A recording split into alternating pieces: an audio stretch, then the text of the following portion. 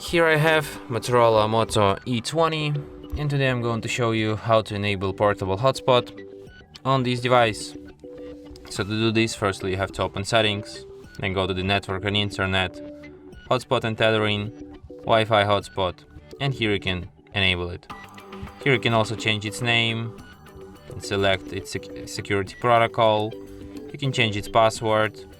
In the advanced, you can set it to turn off automatically when nobody is connected. You can set up maximum amount of connections.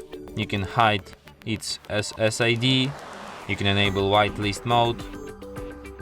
Here you can display, here you can see connected users, and here you can add devices to your whitelist.